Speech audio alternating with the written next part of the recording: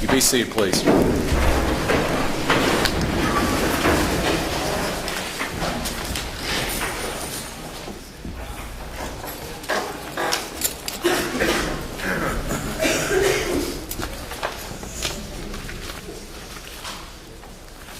All right. Ladies and gentlemen, the clerk will call 13 numbers. If your number is one of the 13 called, I'll ask that you be seated in the center section here. If you're already in your seat, there you can remain, certainly. But if yours is not one of the 13 numbers called, you may move to the back of the courtroom.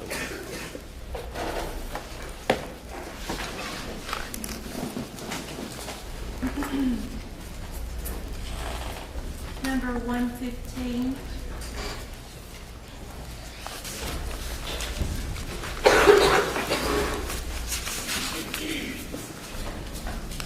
Number 97.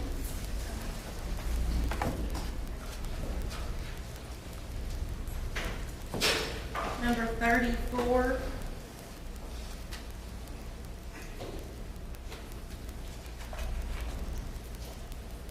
Number 62.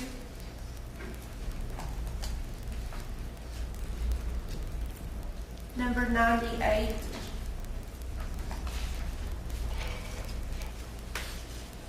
Number 103.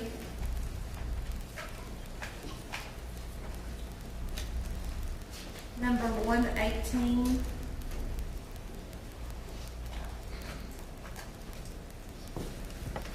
Number 45.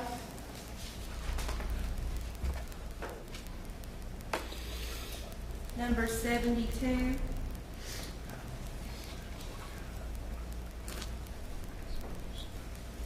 Number 94.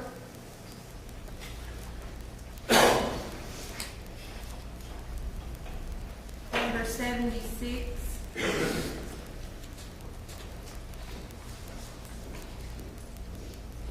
Number 73. And number 79. If your name was not, or your number was not called, you may move to the back of the courtroom.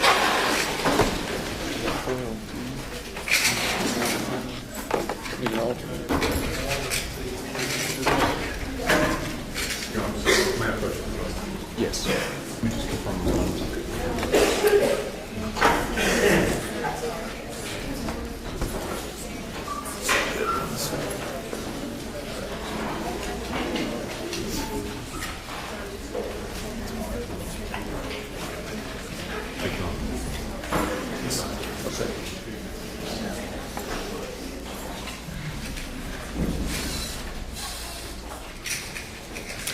Ladies and gentlemen, I'll ask the 13 of you, if you would, stand and raise your right hand. Do each of you swear or affirm that you will impartially try the case between the parties and give a true verdict according to the evidence and the law, unless dismissed by this court? Thank you. Be seated, please. Members of the jury, those of you in the back, I appreciate your patience this morning. I know this has been sort of a long process, but nonetheless it's been an important process. Your next day of service, at least for now, will be this coming Monday, Monday the 8th at 9 o'clock. I'll remind you, and I'm sorry for some of you, there may have been some confusion last night. Check the jury information line after 5 o'clock Sunday, okay, in case there is some change. But as of now, your next day of service will be this coming Monday the 8th. You would need to be here at 9 o'clock. But with that being said, you're free to go. Thank you very much.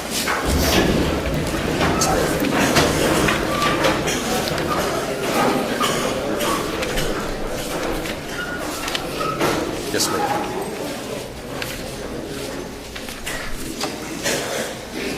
Yes, ma'am. Yeah, next week, 10th and 11th. Okay. My husband has a doctor's appointment in Lexington. Okay. And I need to be excused for those 2 days if I can. Okay, yeah. If you will just let Betty know, and I'll do that. Okay. This is Betty right here. Yes, ma'am. If you'll just let her know. Thank you.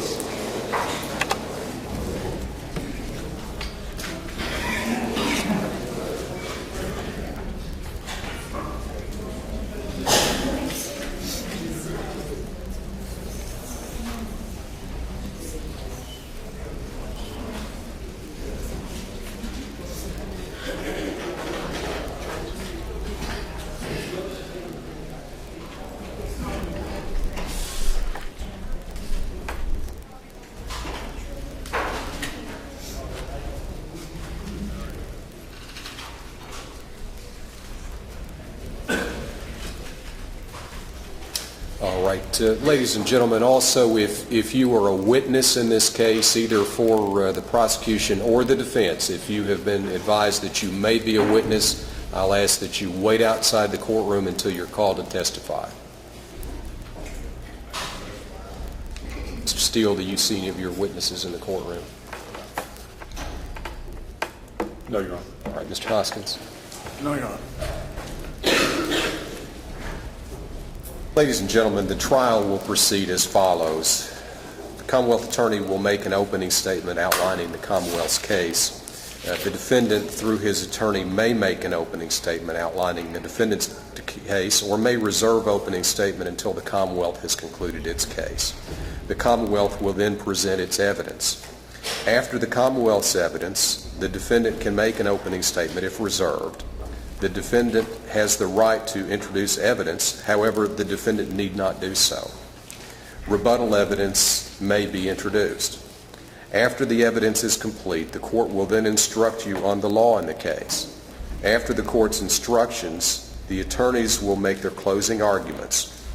The defense will go first, and the Commonwealth will go last. You will then retire to the jury room for your deliberations. If you return a verdict of not guilty, that will conclude the trial. If you return a verdict of guilty, it will be necessary to proceed to a second phase wherein you will determine punishment.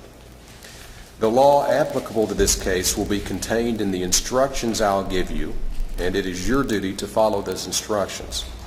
You are the judges of fact. It is your duty to determine the facts from the evidence and the reasonable inferences arising from the evidence. In so doing, you must not engage in guesswork or speculation.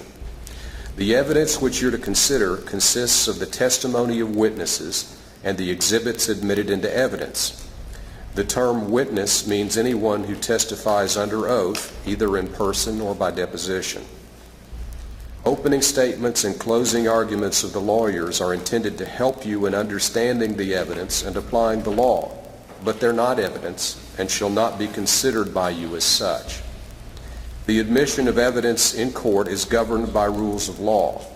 From time to time, it may be the duty of the attorneys to make objections, and it's my duty as judge to rule on those objections to determine whether you may consider certain evidence.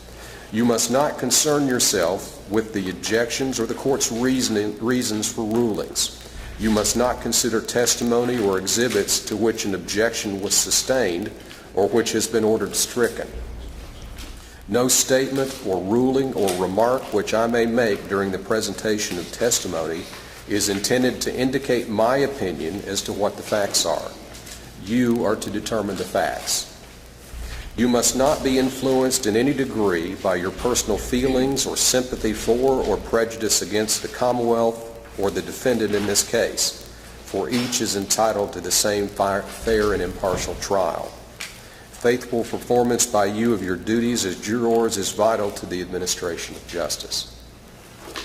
Mr. Steele, you may make your opening statement. Mr. Jones will be making our opening statement. Mr. Jones.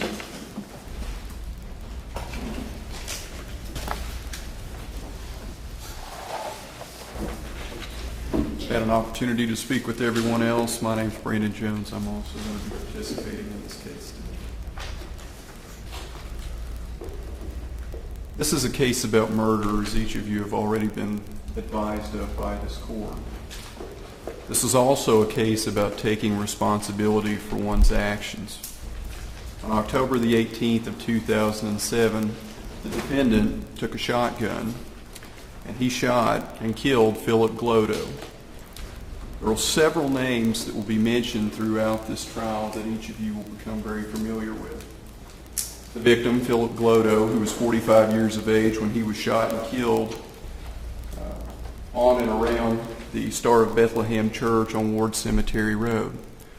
You also hear the name of the defendant, Johnny Phillips, who took a 12-gauge shotgun and intentionally pulled the trigger and shot Mr. Glodo in the back of the head. You will hear testimony and also hear the name Randy Capps. Mr. Capps knew the victim, Philip Glodo, and the defendant, Johnny Phillips, and lived only a few houses down from where this incident occurred. Stephen Pennington of the Laurel County Dispatch will also present the 911 tape that was recorded immediately after this incident occurred. On that tape, you will be able to hear the defendant admitting that he shot the victim, Mr. Glodo. Russell Baker will provide testimony here today. He works for the London City Police Department. He processed the photographs and the evidence that will be presented here today for each of you to review and see as we proceed forward with this case. You will also hear testimony from Charlie Loomis, who basically spearheaded the investigation by the law enforcement bodies that were involved in this action. He will basically be able to provide an overview and also bring all of the evidence together in a way that should be understandable to each of you. Finally, we'll have a number of medical examiners, DNA experts, fingerprint experts, and parties of that nature who will all come in and offer some scientific information about how this incident occurred. This is a 2-day trial. I'd ask for each of you to be patient. Some of the information will not be as informative as others, but for certain reasons that we're all required to complete for purposes of the evidentiary rules within our system, they are things that we have to do and they are things that have to be introduced. This incident occurred, as I mentioned earlier, at the Star of Bethlehem Church on Ward Cemetery Road. It happened in the gravel parking lot immediately in front of the church. This occurred on October the 18th of 2007, shortly after the hour of 10 p.m. So the incident did occur at night. Why this happened is something for you to decide. The evidence will show that the dispute was likely over $50. Johnny Phillips accused Philip Glodo of taking $50 from his home earlier that day. The argument went throughout the day on October the 18th, and ultimately the parties met in person at Randy Capp's house for their final meeting right around before 10 p.m. Once they arrived at Mr. Capp's house for that last meeting, the argument escalated to the point that Mr. Capps had asked both parties to leave his home. After they left the home, both parties went down to the Star of Bethlehem Church. You will hear testimony from Mr. Capps that shortly thereafter he heard a gunshot. Calls were made, and at that time Philip Glodo had been fatally shot in the back of the head and killed. The authorities arrived shortly thereafter. Statements are taken, physical evidence is brought in, and that's really where this case will start up from the law enforcement perspective. However, you will hear testimony from Randy Capps. You will also hear testimony from other parties, as well as the 911 tape, which will piece in a lot of the information that occur immediately before the law enforcement take any action in this matter. One of the things, as you've already mentioned from the defense, that will be disputed between the parties is whether or not this was an act of self-defense, whether this was an act of murder. The way that we will attempt to show that this was an act of murder instead of self-defense is to set the scene for you, to show you where the location of Johnny Phillips' truck was in comparison to the location of the victim's Suburban, to show you where the shotgun was located at this incident, as well as showing you the victim's body location and where it was located in comparison to where the defendant's truck was located. In addition to that, we will show you the location of a knife that was found at the scene. We'll show you the distance that it was from the victim and the victim's distance from the defendant. Most importantly, what we will show you is that the DNA that was performed on the knife does not show any DNA of Philip Glodo, as it is inconclusive as him being a contributor to actually handling that weapon.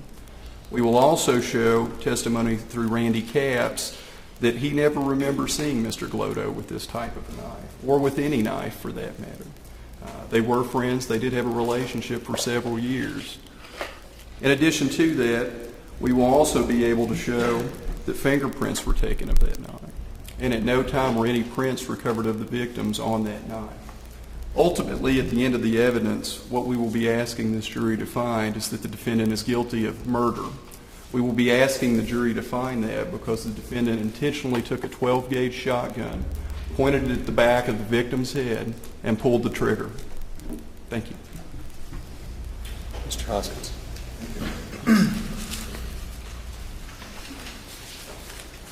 May it please the court, Mr. Steele, Mr. Jones, Mr. Hoskins. Ladies and gentlemen of the jury, this day has been a long time coming for Johnny Phillips and his family, and we are glad that it is finally here. We're going to prove to you in the course of this trial that Johnny Phillips is not guilty of any crime. On the night you're going to hear about, nearly 2 years ago, Johnny Phillips had no choice but to use deadly force in self-defense. He had every right to do that. He was confronted by an angry, drunken man armed with a deadly weapon, a knife. A man who was bound and determined to have a confrontation with Johnny that night. A man who had threatened Johnny during the day. A man who chased him down the road, whose last words that anybody else heard him say was, "I'm going to ram you." Philip Glover said that to Johnny Phillips. Raymond Capps heard it.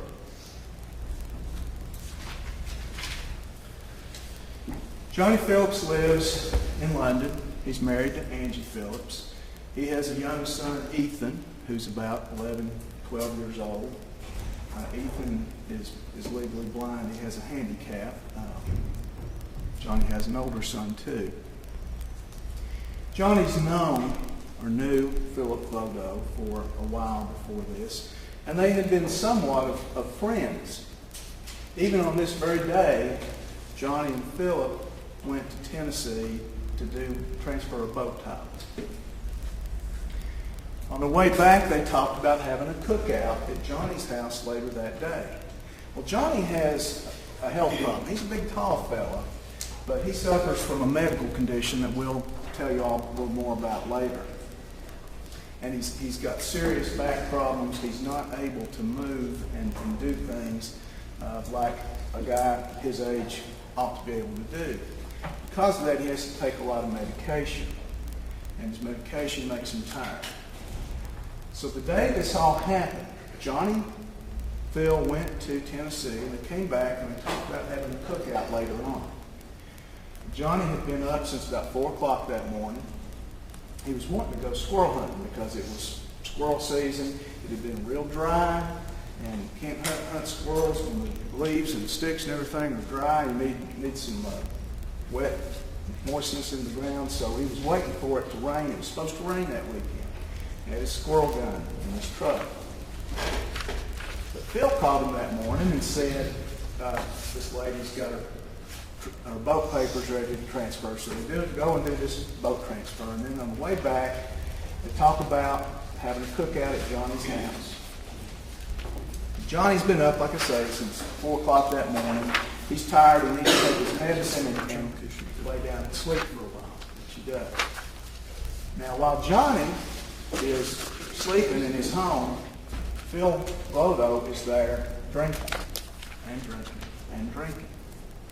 Testimony will be that they had bought 18 beers when they went to Tennessee, and when Johnny woke up, they were all gone. Phil was drunk. Johnny's at his home with his young son, and he didn't care for that. That aggravated him. And in the course of that, let it be known that he was aggravated. He said something about some money, and there's a couple of different threads here, and looking back, it's maybe not so easy to piece together who said what or who did what, but 2 things here. There was $50 hidden in a wrapper or something in Johnny's garage, and it got taken. But also, Johnny had loaned some money to Phil because Phil's wife's father had had a heart attack and was in the hospital in Lexington, and what they were saying, well, we don't have any money, you get up there and see him. Johnny loaned Phil money to take his wife up there, gas money, hotel money. And then later on found out that Phil had used that money for something else. And Johnny made a sarcastic comment about that. You know, you come in my house, you're drunk, you're stealing money, basically. And Johnny decided the cookout was off. He got on his motorcycle and he left, and more or less left his wife Angie to get Phil away from there. And Phil did leave. Phil's wife came and got him. Johnny rides around on his motorcycle. He comes back. Phil's gone. That's the end of it as far as Johnny goes. Johnny and his wife get on that motorcycle. They go to McDonald's and get some food for their son. Take it back to Ethan. He's back there at home. And then Johnny says, well, let's go over to Randy Capps. Randy's another friend. Randy happens to be a friend of Johnny and of Phil Glodo. Angie and Johnny get to Randy's house, and one of the first things Randy says is, boy, you have really made Phil mad. You need to talk to him. You need to try to smooth this over. You use some rough language. You may hear it from the witness stand. You won't hear it from me. But Phil has called Randy, saying, if you see Johnny, you tell that blanky blank so-and-so, and leave that for now. Well, Johnny didn't want any kind of confrontation. But while he's sitting there at Randy's house, Phil calls Randy's house. And he's talking to Randy, and he's calling for like the third or fourth time, ranting and raving and cussing about Johnny. And somehow he realizes from the conversation, Phil realized from the conversation with Randy, well, Johnny's sitting right there. Maybe Randy says something, I don't know. But then he realizes that's where Johnny is, and he calls Johnny. And he says something over to Johnny. Johnny and his wife leave, go back to their house. Johnny, they've been on a motorcycle this whole time. So Johnny takes his wife home. It's getting up in the evening, and they're home for a while. But then he goes back over to Randy's. There are a couple of things Randy and Johnny were talking about, trading a van and a boat and some things. Just nothing real serious, but they had some business. So Johnny wanted to go back over and talk to Randy. He thinks this thing with Phil's blown over. So Johnny goes back to Randy's house, not expecting to see anybody but Randy and Randy's family. And he pulls in, and he's having a conversation with Randy about a tarp for a boat. Randy's saying, well, I went to Walmart today. I was going to get me a tarp for the boat, and I just forgot about it. And Johnny says, well, I've got a tarp. I'll give you the tarp. And while they're standing there talking about a boat tarp, Bill Glodo comes up and pulls in, and he gets out of the car, out of the truck, and he starts on Johnny again. And he's cussing. And he's still drunk. And Johnny says, hey, not here. This isn't the right place for it. They're close to this cemetery. And so Johnny indicates, well, let's go down to the cemetery and get away from Randy and his family. They have little kids there. They don't need this. So Phil backs out so Johnny can get out. And he stops. And he waits. And he lets Johnny get in front of him. And instead of going towards the cemetery, Johnny goes in the opposite direction back towards his home. He's going to go home, get away from it. Randy Capps hears Phil say, I'm going to ram you. And that's the last thing that Randy Capps hears Phil Glodo say as he chases Johnny down the road. Johnny's headed home. Phil is flooring it behind him as fast as he can, right on. It's a narrow road. Johnny's trying to get home, get somewhere where he's safe. And it just so happens, coming in the opposite direction are two people riding horses. And behind them, a truck pulling a great big long horse trailer. Well, he has to stop and let them pass. And he stops, gets off the road there at the Star Bethlehem Church. Stops by himself. Remember, he's in front. Phil Glodo pulls in, whips in right behind him. Johnny's in his truck. He looks in the mirror. He sees Phil Glodo come moving fast towards his truck with a knife in his hand. He comes to Johnny's door. Johnny's still in his truck, and Johnny pushes the door open to push him away. He gets his shotgun out. Phil Glodo comes back at him. This is a matter of minutes. This whole thing happens in a matter of seconds. Can we recreate every blow, every push, every shove? We cannot. But what we will show you beyond any doubt whatsoever is that Phil Glodo came at Johnny with a knife, a deadly weapon. After threatening him, cussing him, chasing him down, they struggle. Johnny tries to push him with the gun. It's dark. They're just feet apart. I mean, they're together. They're close together. They're next to each other. The gun goes off, and Phil Glodo is dead.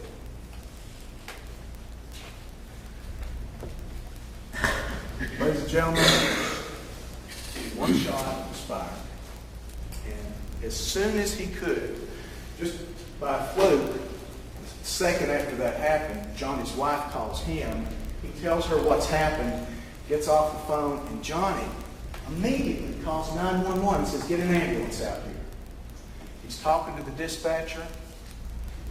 He tells the dispatcher exactly where he is, exactly what's happened. He says, "I shot him."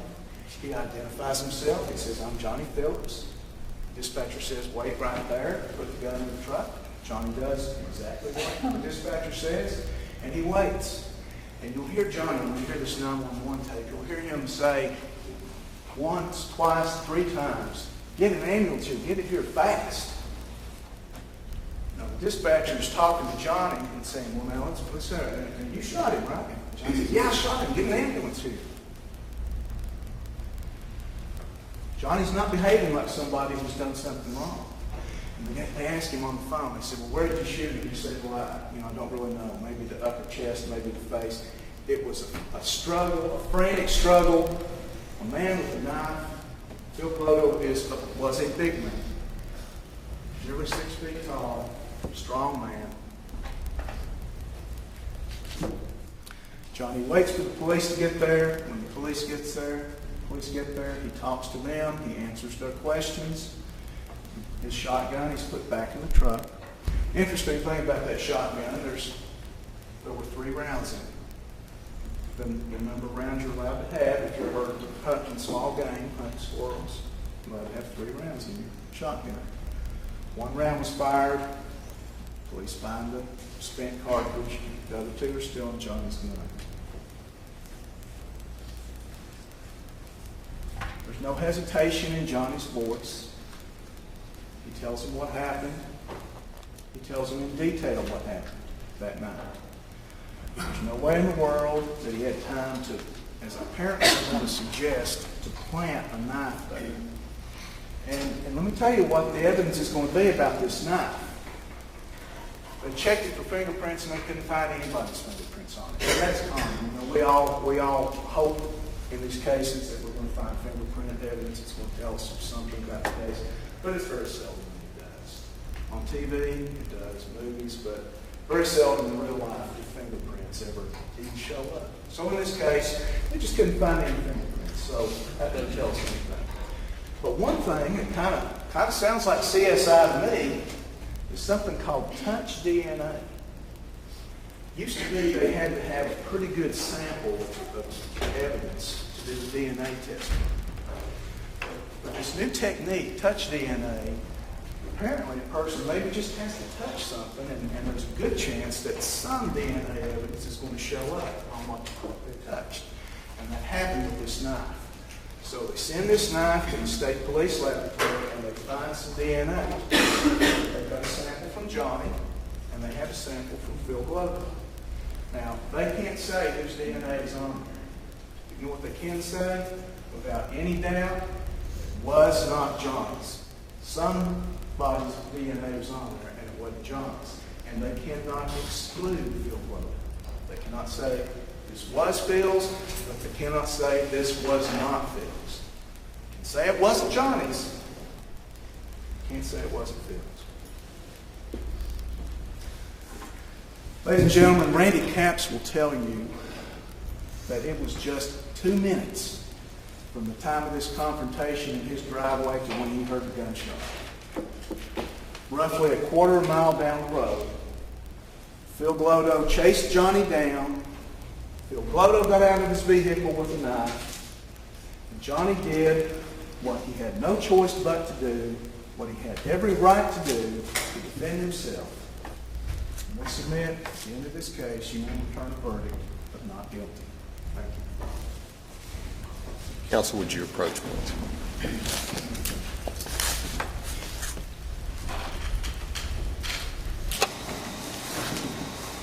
Do you all want to try to get through the witness, or do you want to take a lunch recess now? I've got all the experts to speak, shown 12:30 judge. I don't have anything with here yet, but we do have Russell Baker.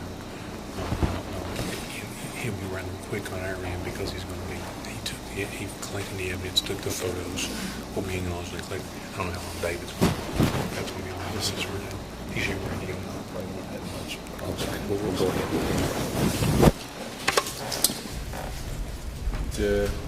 Mr. Steele, you may call your first witness.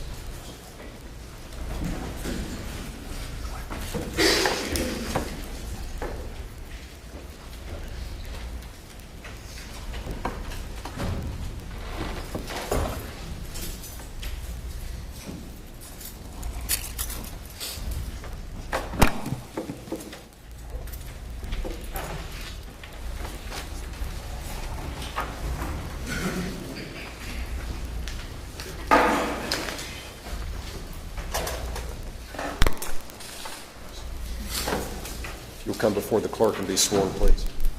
Do you swear or affirm that the testimony you are about to give is to be the truth, the whole truth, and nothing but the truth? I do. Please be seated on the witness stand.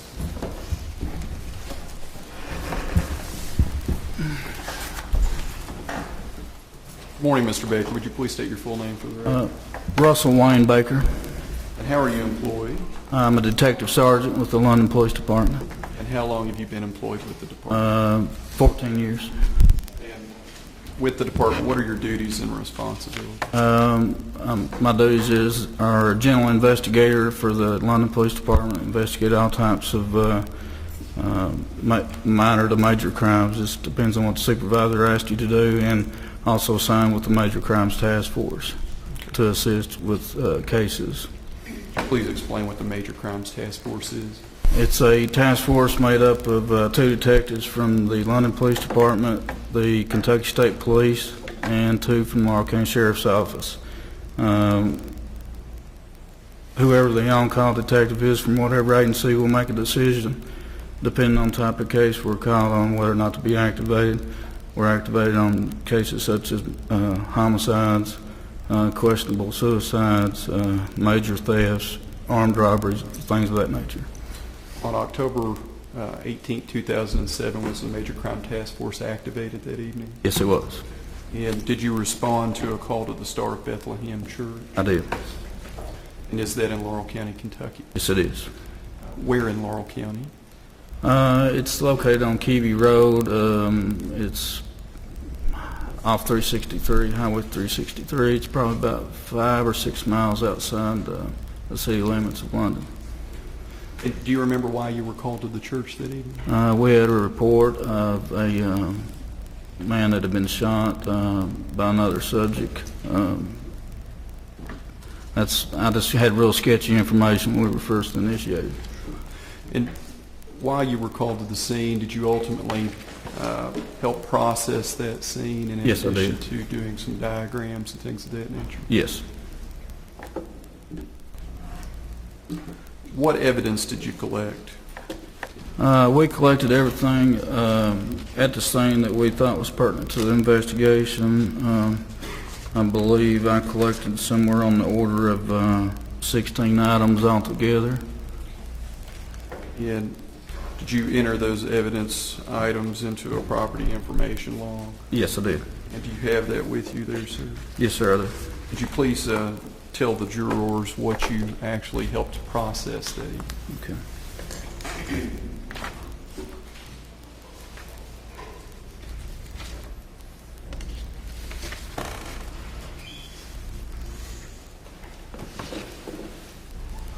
When I typically get to a crime, I'll just explain real quick how this comes about. When I typically get to a crime scene, I work from outside in.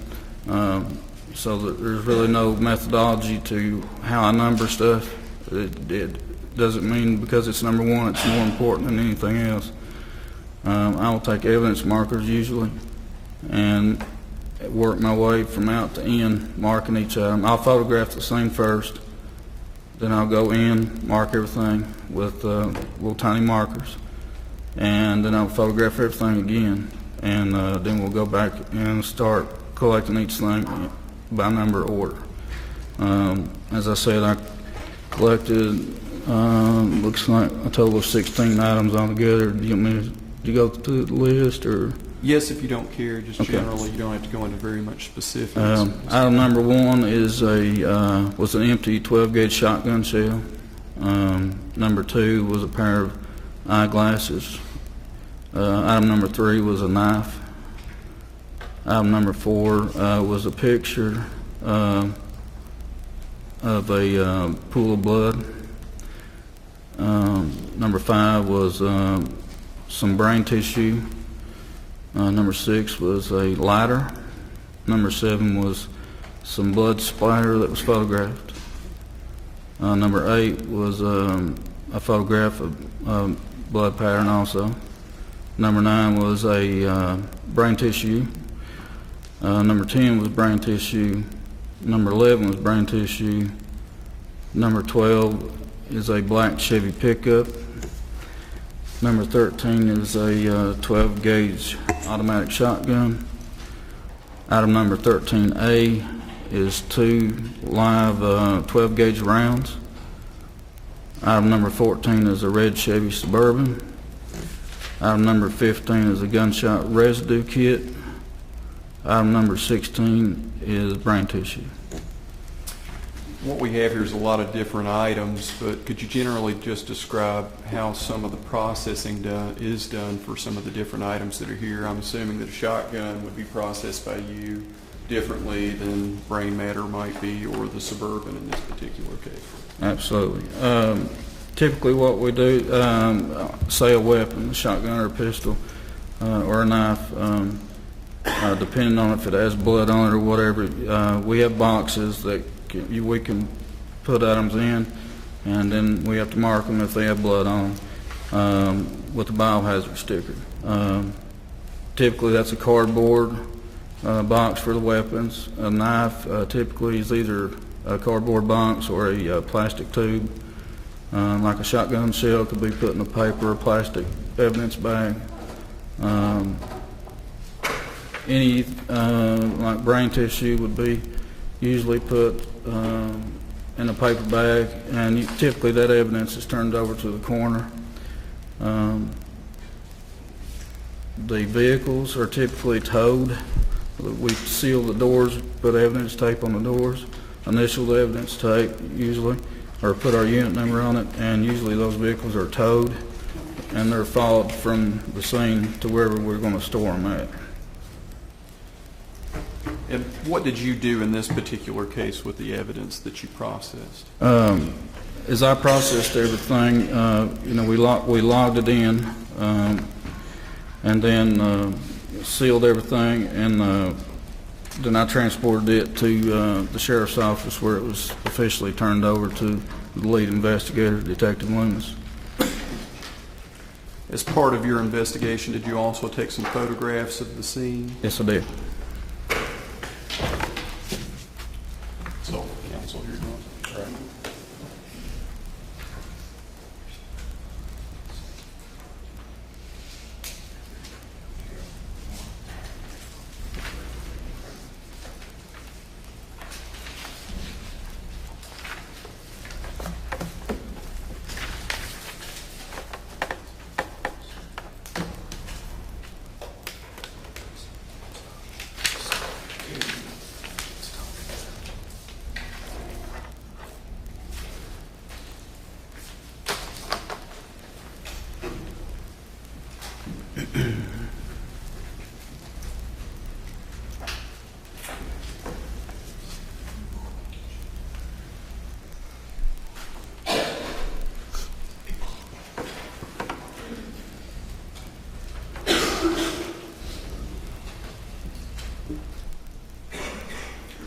Your Honor, I've handed some photographs to the bench clerk to have marked collectively as Commonwealth's Exhibit 1, and they'll be in succession A, B, C, D, and E. We'll stipulate to the admissibility of those photographs. Thank you. Are you moving for their admission? Based on the stipulation, Your Honor, we would move for their They'll admissibility. be admitted.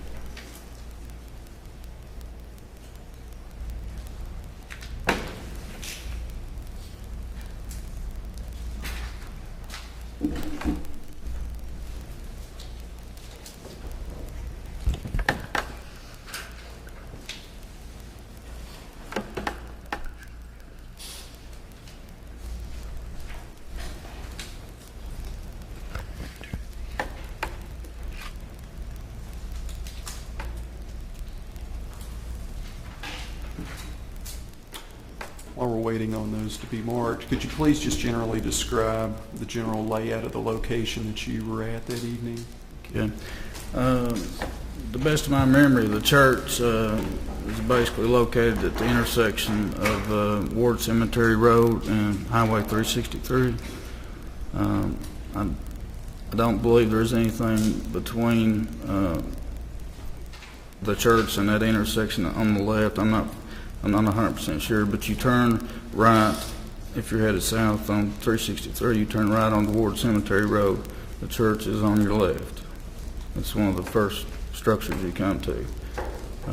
It's got a gravel parking lot, or it did at the time, and there's probably 20 or 30 feet between the road and the front of the church, and then there's parking on the lower right and a walkway, I think, on the upper left. Then you have that span right that fronts the road, Ward Cemetery Road. You mentioned the gravel parking lot in front of the church. Is there anything that's in between that lot and the main road there on Ward Cemetery? Between the church and the road? Yes. No, not that I'm aware of.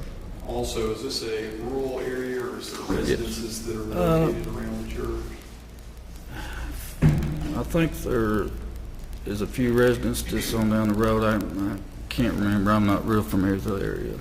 I can't remember. I think it's kind of by itself at that location, but there is some houses on down the road.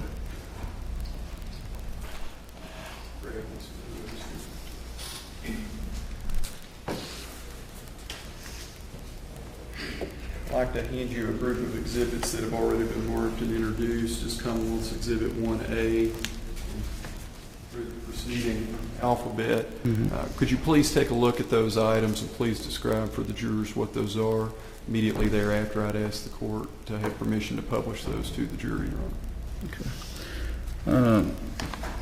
This would have been a picture, as I was talking, after the exhibits were marked. You can see these yellow markers placed down. These are locations of items of evidence. You have the suspect's vehicle here, the victim's vehicle behind here. This area with the evidence tape that you can see here and here is the perimeter of the scene. And that would be when I would talk about an overall shot of the scene from one angle. The next one is a picture of a knife. It's a more specific picture of a certain exhibit. Like I said, I work from out to in, so there's no particular importance attached to this number. But it's a picture, obviously, of a knife in the exhibit number 3. This picture is a picture taken from the passenger side of the suspect's vehicle. As you can see, inside there is a shotgun. That's how it was when I initially approached the scene. Here is another picture of the shotgun, slightly different angle with an evidence marker. And the next one. This is a picture. I believe it's of the driver's side of the suspect's vehicle behind the seat. We're trying to show, I believe this is a box of shells. This is another picture of the shotgun with the exhibit number. This will be a close-up shot of the shotgun with the exhibit number. This will be another overall shot of the scene. As you can tell, it's hard, I'm sure, from your point of view to see these small objects, but you know, as I read that list off, each of that would be the items and where they were located. This would be another just different angle of the overall scene with the markers in place before evidence collection. As well as this would be another picture a little bit closer in. Are we asked to publish those to the jury if possible at this time? Right.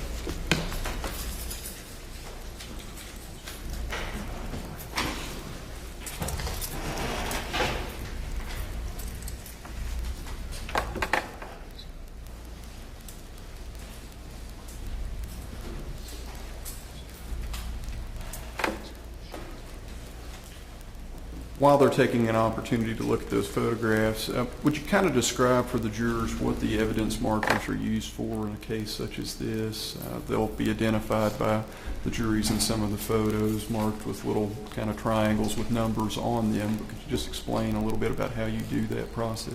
That's, as I said before, it's just a type of system we use. You set it down next to the evidence. That way you have a reference. When you go back, you know, we're only human.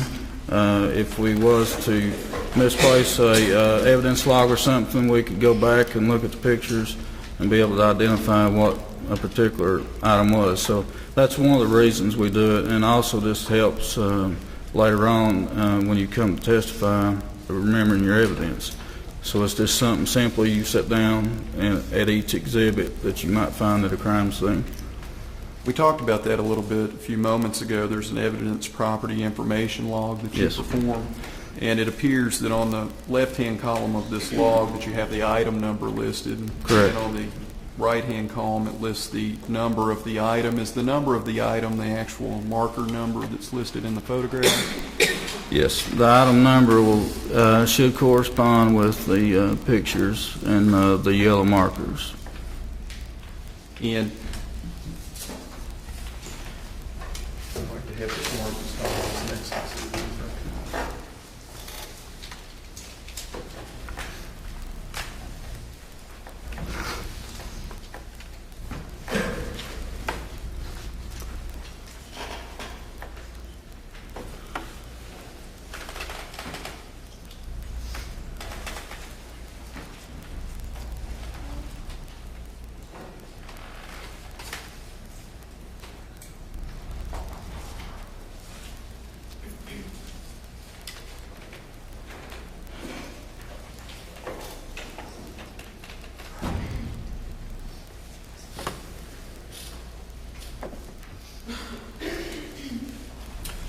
I'm going to hand you what's marked as Commonwealth's Exhibit Number 2. Would you please identify that?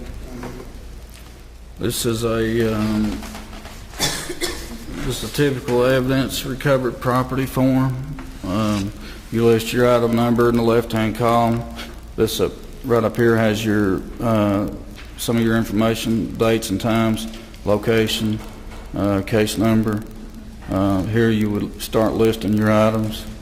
And over here, if there's multiple numbers of those items, you would list that there. And then this third column, you actually put in the description. Down here, you put in the actual lead detective's name. And then below that is the chain of custody, how that evidence was transferred. I collected the evidence, then I would show that I turned it over to the case officer. And then if the case officer sent it to the lab or anything, he would show transferring that to the lab on this chain of custody. Just generally, why do we have a chain of custody? It just shows, in integrity throughout the system. That from the time that I arrived on scene to the time we're here now, that nothing's changed about that evidence. It's been properly turned over from one person to the next and been properly stored in between. In Commonwealth's exhibit number 2 there that I've handed you, does it fairly and accurately list the items that were taken into possession here? Yes, I'm familiar with items 1 through 16. In this case, we're showing item number 17 and 18. The case officer still has, he may continue, once we're done, he may collect something additional later on at a different date and time. So I'm familiar with items 1 through 16 on this list. Your Honor, I'd have that introduced as Commonwealth's Exhibit 2. No objection. It'll be introduced. As part of your investigation, did you also make some diagrams? Yes, I did. And how did you go about getting the information to make those diagrams? By the use of measurements and photographs we take at the scene, and also I do a rough crime scene sketch at the location. Would it be fair to state that you became familiar with this particular location as it existed on October the 18th, yes, 2007? I did. And did you measure certain distances in one of your particular diagrams? Yes, I did. And as part of that, is the diagram to scale? Yes, it is. Have this marked as Commonwealth's next to exhibit.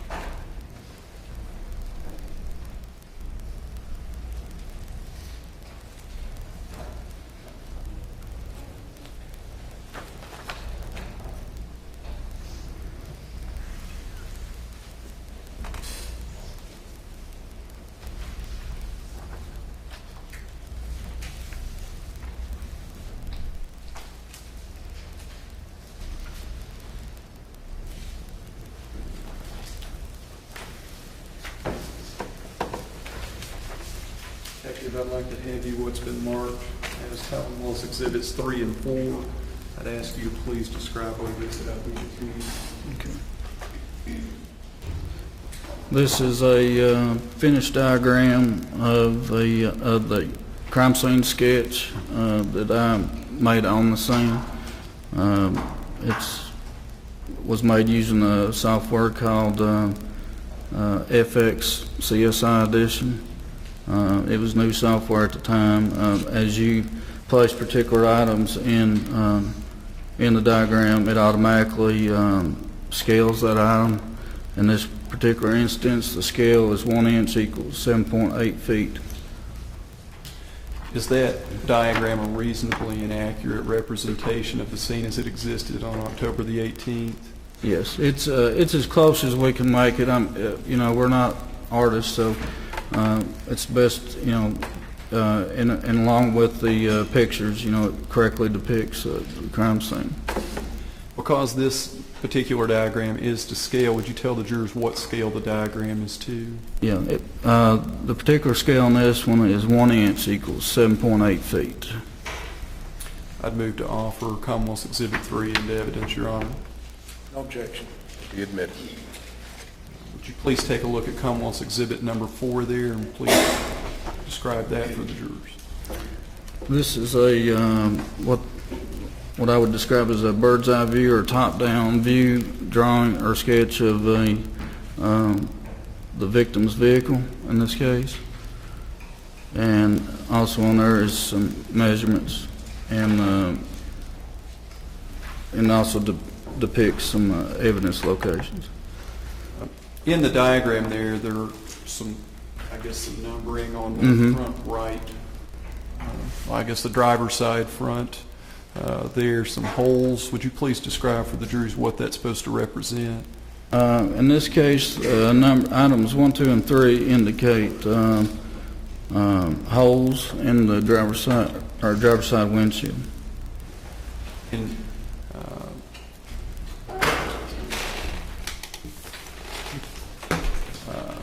Commonwealth, I move to introduce that also is the next Commonwealth exhibit number 4. It's offered into evidence. No objection. And I'd ask those to be published to the jury just so they can attend.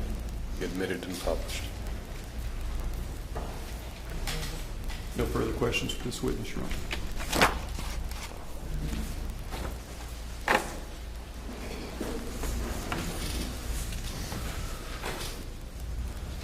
Whenever you're ready, Mr. Hoskins.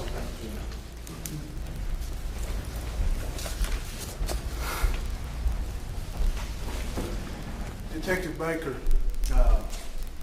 you saw 2 vehicles there at that church. Yes, sir. The one in front is a black Chevrolet pickup truck, Yes, sir. and that's been identified as being Johnny's truck, right? Yes, sir. And pulled in behind it is this red truck, Correct. and that's been identified as Bono's truck. Yes, sir.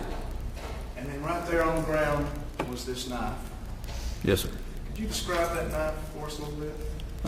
Best of my recollection, it's a wooden handle knife. Looks like maybe a kitchen knife or a steak knife type. Do you have that with you? I believe the case officer has all that evidence. Or you don't have it yourself? Right? No. That knife would meet your understanding of a deadly weapon. Objection. Approach, please.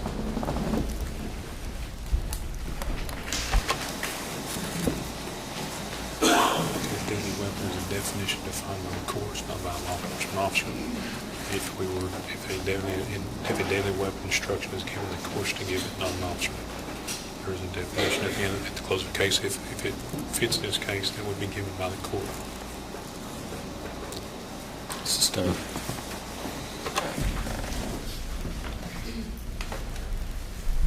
Let me ask you a different way, Detective Baker. Could you kill somebody with that knife? Absolutely. Absolutely. Now, the direction that red truck was with its front end close to the back end of the black truck, right? Yes, sir.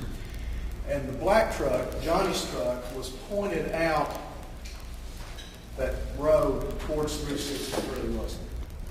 I believe, to be specific, I believe it was more parallel to Ward Cemetery Road, and it was pointing towards the T intersection. I mean, the church was here, and then you have the T intersection.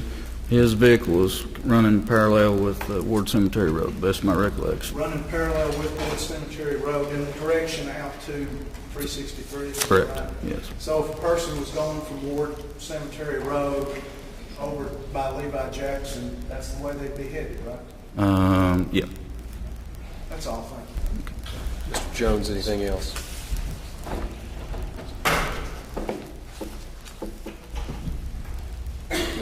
Also, just a few follow-up questions.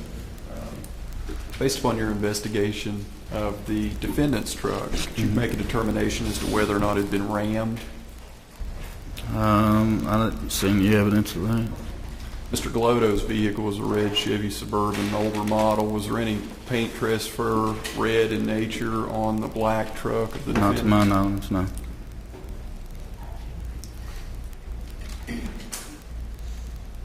The jurors have seen the photographs here, but based upon your personal recollection of this particular scene, could you have walked between the 2 vehicles that were present there that evening? Oh, yeah, there was quite probably half a car length gap or more.